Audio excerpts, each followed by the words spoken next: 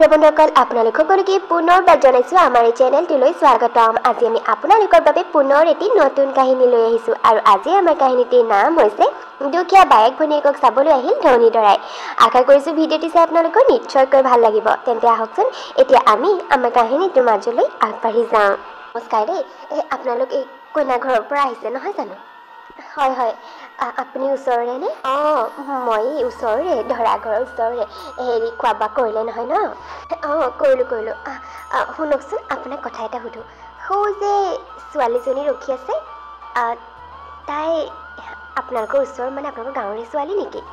অঁ, তাই আমাৰ গাঁৱৰে ছোৱালী, নবীনৰ জীয়েক আমাৰ। কিয় সুধিলে বা তাইৰ কথা? নাই, এনেই সুধিছোঁ। মানে অথনিয়াৰ পৰা দেখিছোঁ ছোৱালীজনীয়ে সকলোকে ইমান ভালকৈ মাত কথা লগাইছে, চাহৰ যোগাৰ ধৰিছে সকলোকে। বৰ ভাল লাগিল দেখি, সঁচাই।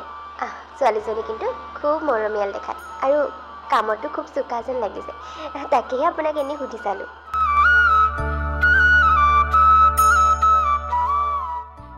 বাইদেউ কি ক'লে? এই আপোনালোকৰ এই কইনা ঘৰৰ পৰা অহা মানুহে আমাৰ পূবালীক পচন্দ কৰিছে আৰু এতিয়া বিয়াৰ প্ৰস্তাৱ আগবঢ়াইছে। হে ভগৱান, আমাৰ পূবালী তাৰমানে কপাল ফুলিল তেনেহ'লে। আৰু কি বুলি ক'লে? ল'ৰা একেবাৰে ইঞ্জিনিয়াৰ। গতিকে আমাৰ একো আপত্তি নায়েই মুঠতে। আৰু আপুনি তেনেহ'লে ল'ৰা ঘৰৰ মানুহক খবৰ দি দিব যে তেওঁলোক যেতিয়া আহিব বিচাৰে আহিব পাৰে আমাৰ ঘৰলৈ। অঁ, তাকেই আকৌ। এই আমাৰ বোৱাৰীজনীক ফোন কৰি কৈছে আকৌ, সিহঁতে আইক লগতে আহিছিল আকৌ এই কইনা ঘৰৰ পৰা। তাৰপিছতে আমাৰ গাঁৱৰে কোনোবা মানুহ এগৰাকীক সুধিলে বোলে তোৰ তহঁতৰ পূবালীৰ কথা। তাই ক'লে বোলে নবীনৰ জীয়েক বুলি হেনো। তেনেকৈয়ে হ'ল আৰু কথাটো। এতিয়া পূবালীৰ কাৰণে সেই বিয়াৰ প্ৰস্তাৱ আগবঢ়াইছে পুতেকলে। তেওঁলোকৰ আকৌ দুজন ল'ৰা, ডাঙৰজনৰ কাৰণে আগবঢ়াইছে যেনিবা, সৰুজনো কিবা বৰ ভাল চাকৰি কৰে বোলে। এতিয়া তেনেহ'লে মই আহিবলৈ বুলি ক'ম ন ল'ৰা ঘৰৰ মানুহক? অঁ, ক'ব, কৈয়ে দিব মুঠতে কেতিয়া আহে আহিবলৈ ক'ব আৰু। হ'ব তেনেহ'লে মই এতিয়া গৈ থাকোঁ। মই বোৱাৰীক গৈ ক'ম কি কথাটো, এই খবৰটো দিবলৈ তেওঁলোকলৈ। তাৰপিছতে তেওঁলোকে কেতিয়ালৈ আহিম বুলি কয় কি কথা জনামহি বাৰু দেই। বৌ, ৰূপহী বাইদেৱে কি ক'লেহি? আমাৰ পূবালীৰ কাৰণে বহুত ধনী ঘৰৰ পৰা বিয়াৰ প্ৰস্তাৱ আহিছে, তাকেই ক'লেহি। কথাষাৰ শুনি চাগে তোৰ একেবাৰে গা চা জ্বলি পুৰি গৈছে হিংসাহতে। দেখিছ মোৰ ছোৱালী দেখাত যিমান ধুনীয়া, যিমান একেবাৰে স্মাৰ্ট, দেখিছ বিয়া ঘৰত দেখিয়েই মোৰ ছোৱালীক পচন্দ কৰি পেলালে। বৌ, হয় নেকি? বৰ ভাল কথা তেনেহ'লে। পিছে বৌ, তেনেকৈ কিয় কৈছা বাৰু? মইনো কিয় হিংসা কৰিম? মোৰ কাৰণে পাহি যেনেকুৱা পূবালীও তেনেকুৱা। পাহি আৰু পূবালীৰ মাজত মই কেতিয়াও একো পাৰ্থক্য ভবাই নাই। দুয়োজনীয়ে মোৰ ছোৱালী, গতিকে হিংসা কিয় কৰিম তাইক? ভালহে লাগিছে কথাটো শুনি। পিছে ল'ৰা ঘৰৰ মানুহ কেতিয়া আহিম বুলি কৈছে? বৰ একেবাৰে লাগে তাইক কেতিয়া আহিম বুলি কৈছে। আহিব অহা সপ্তাহতে। জানো মই কাৰ হিংসা লাগে আৰু কাৰ নালাগে, চব কথা জনা আছে মোৰ ছোৱালীলৈ যে একেবাৰে ধনী ঘৰৰ বিয়াৰ প্ৰস্তাৱ আহিছে জানো নহয়। মুখতে দেখাই হাঁহিছা তুমি, তলে তলে একেবাৰে গা চা জ্বলি পুৰি গৈছে, চব জনা আছে মোৰ। বৌয়েকৰ তেনে কথাত পূৰ্ণিমাই আৰু একো নক'লে। পূৰ্ণিমা নিজৰ ৰুমলৈ গুচি গ'ল। এয়া হৈছে পূৰ্ণিমা। পূৰ্ণিমা নিজৰ ককায়েক বৌয়েকৰ ঘৰত থাকে। পূৰ্ণিমাৰ একমাত্ৰ ছোৱালী পাহিৰ এবছৰমান বয়স থাকোঁতে তাইৰ গিৰিয়েকৰ এক্সিডেণ্ট এটাত মৃত্যু হৈছিল আৰু তেতিয়াৰে পৰা ককায়েক বৌয়েকৰ লগত এইখন ঘৰতে পূৰ্ণিমা আৰু তাইৰ জীয়েক পাহি আছে। আনৰ ঘৰত কাম বন কৰি দুটকা ইনকাম কৰি আৰু ককায়েকৰ সহায়ত পাহিক পঢ়াই শুনাই ডাঙৰ দীঘল কৰিছে। পাহি আৰু পূবালী হৈছে আকৌ পূৰ্ণিমাৰ ককায়েক বৌয়েকৰ জীয়েক। পূবালী আৰু পাহি প্ৰায় সমবয়সে, দুয়োজনীয়ে একেলগে এইবাৰ কলেজৰ পঢ়াও শেষ কৰিছে। এতিয়া সেয়েহে ককায়েক বৌয়েকৰ জীয়েক পূবালীলৈ বিয়াৰ প্ৰস্তাৱ আহিছে, তাকো একেবাৰে চহৰৰ ধনী ঘৰৰ পৰা। তাকে লৈ মাকৰ বিৰাট ফূৰ্তি। অঁ, তোৰ এতিয়া জীৱনটোৱেই সলনি হৈ যাব, ইমান ধনী ঘৰৰ বোৱাৰী হবিগে, আৰুনো কি লাগিছে আমাক। সঁচাকে তোৰ কপাল ফুলিল দেই। অঁ মা, মোকতো পচন্দ কৰিবই ন, কাৰণ গোটেই গাঁওখনৰ ভিতৰতে চাগে মই আটাইতকৈ ধুনীয়া আৰু স্মাৰ্ট ছোৱালী।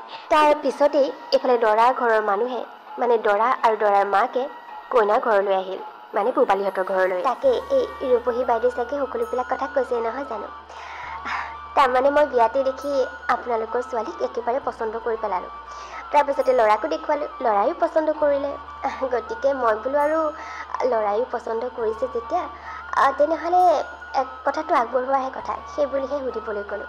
আপোনালোকে যে আমাক আহিবলৈ অনুমতি দিলে তাৰ বাবে অশেষ ধন্যবাদ।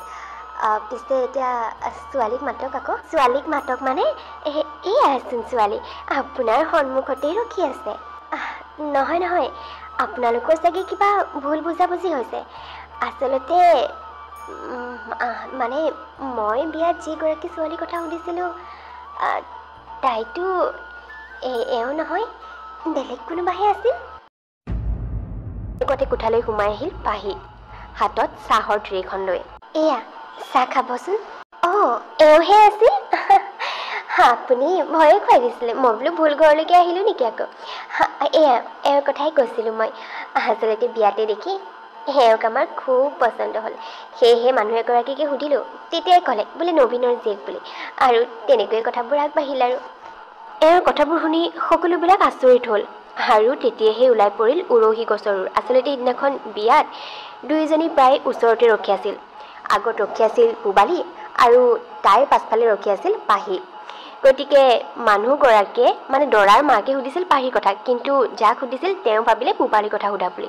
সেয়েহে আচলতে অকণমান ভুল বুজাবুজি হৈ গৈছিল। আচলতে দৰাই পূবালীক নহয় পাহিকহে পচন্দ কৰিছে আৰু পাহিৰ বাবেহে আহিছে ধনী ঘৰৰ বিয়াৰ প্ৰস্তাৱটি। শুনি এইফালে একেবাৰে পাহিৰ মামীয়েক আৰু পূবালীৰ খঙত যেন অগ্নিশৰ্মা হৈ পৰিল। হয় নেকি? বাৰু দিয়ক, অকণমান ভুল বুজাবুজি হৈছিল তেনেহ'লে, কিন্তু একো নাই। দুয়োজনী আমাৰ ঘৰৰে ছোৱালী। আচলতে এই মোৰ বাইদেউৰ ছোৱালী। মানে ভিনদেউ ঢুকোৱাৰ পিছত বাইদেউ আৰু এই পাহি আমাৰ ঘৰতেই থাকে।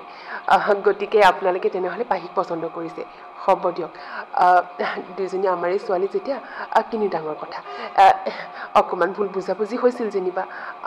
পিছে পাহি, এতিয়া তই ক মাজনী, তোৰ বাৰু দৰা পচন্দ হৈছেনে?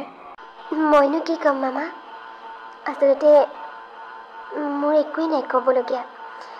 মই আগতেই ভাবি থৈছোঁ, মা আৰু তুমি মোৰ কাৰণে যিয়েই সিদ্ধান্ত ল'বা, যিয়েই ভাল দেখিবা, মই তাকেই কৰিম। আচলতে আমাৰ পাহি এনেকুৱাই, খুবেই সহজ সৰল আৰু অমায়িক। তাই আগতো আচলতে কিছুমান গুৰুত্বপূৰ্ণ সিদ্ধান্ত মাকক আৰু মোকেই ল'বলৈ দিয়ে। গতিকে মইতো এটা সিদ্ধান্ত লৈছোঁ যে মোৰ একো আপত্তি নাই, আৰু ভণ্টিৰো চাগে একো আপত্তি নাই, নহয় জানো ভণ্টি? নাই নাই, মোৰো একো আপত্তি নাই। আৰু একো আপত্তি নাথাকিল তেতিয়া এইফালে ৰক্তিমৰ লগত পাহিৰ বিয়াখন প্ৰায় ঠিক হোৱাৰ দৰে হ'ল। মা এইবোৰ কি? আজি সেই পাহিজনীৰ আগত মোৰ ইমান বেছি ইনচাল্ট হ'ল। মা, মই ইমান ধুনীয়া আৰু স্মাৰ্ট হোৱা স্বত্তেও মোক চাবলৈ অহা ল'ৰাজনে শেষত গৈ কি ক'লে? মোক নহয়, সেই পাহিক পচন্দ কৰিছিল। মা, মই কিন্তু এইটো কথাৰ কাৰণে বিৰাট লাজ পাইছোঁ। আৰু এটা কথা কৈ দিছোঁ কিন্তু, পাহি সেই ল'ৰাটোৰ লগত কেতিয়াও বিয়া হ'ব নোৱাৰে। যাৰ যি আপত্তি থাকক নাথাকক, মুঠতে মই তাইক সেই ল'ৰাটোৰ লগত বিয়া হ'বলৈ কেতিয়াও নিদিওঁ। আৰু দেউতা যে বহুত বেছি, দেউতাৰ কাৰণে হৈছে চব। আৰে পাহিয়েতো কৈছিলেই দেউতাই যি সিদ্ধান্ত ল'ব তাকেই হ'ব বুলি। দেউতাই ডাইৰেক্ট কৈ দিব লাগিছিল যে নহ'ব বিয়া আমি মানি নলওঁ। আমাৰ ছোৱালী চাবলৈ আহিছে বুলি কৈ এতিয়া তাইক পচন্দ কৰিছে বুলি ক'বলৈ আহিছে, গতিকে আমি এনেকুৱা বিয়া প্ৰস্তাৱ মানি নলওঁ, কৈ দিব লাগিছিল দেউতাই ডাইৰেক্ট। আৰু দেউতাই কৈ এইফালে বিয়া ঠিকেই কৰি পঠিয়ালে। মা, তুমি কিবা এটা কৰা। মই সেইজনীক মোক চাবলৈ অহা ল'ৰাজনৰ লগত বিয়াত হোৱাই যোৱাত দেখিব নোৱাৰোঁ। তই এনেই মিছাতে চিঞৰ বাখৰখন নলগাবিচোন। এতিয়াও বিয়াখন হৈ যোৱা নাই নহয়, বিয়াখন মাত্ৰ ঠিকহে হৈছে। আৰু অকল তয়ে নহয়, ময়ো তোক চাবলৈ অহা ল'ৰাজনৰ লগত এই পাহিজনীক বিয়া হৈ গুচি যোৱাৰ দৃশ্য চাই থাকিব নোৱাৰোঁ। গতিকে কিবা এটা ষড়যন্ত্ৰ কৰি এই বিয়া ভাঙিম মই। তই এটা কাম কৰিবি, তয়ে মোক এদিন কৈছিলি নহয়, এই আমাৰ গাঁৱৰ এই চকীদাৰৰ পুতেক মনোজে পাহিক ভাল পাব বিচাৰিছিল বুলি, কিন্তু পাহিয়েহে গুৰুত্ব নিদিলে। গতিকে তাৰ হতুৱাই কিবা এটা কৰিব লাগিব বুজিছ এই বিয়া ভাঙিবলৈ। তই এটা কাম কৰিবি, তই মনোজক খবৰটো দি আমাৰ ঘৰলৈ মতাই আনিবি। মই তাক সকলোবিলাক ভালকৈ বুজাই দিম যে সি কি কৰিব লাগিব, বুজিলি? কিন্তু মা, তুমি সেই মনোজৰ হতুৱাই কি কৰিব বুলি ভাবিছা? সেইটো একো কৰিব নোৱাৰে, এনেই তাৰ ডাঙৰ কথা। কাম বনৰ ফালে হ'লে জিৰ'। আৰে মই তাক চব কথা ভালকৈ বুজাই দিমতো, তই মাত্ৰ তাক মাতি আনিবি। মই সকলো বুজাই দিম তাক। আৰু চাই থাক, মই যেনেকৈ কথাবোৰ ভাবিছোঁ তেনেকৈ হৈ গ'লে এই বিয়া ভাঙিবই ভাঙিব।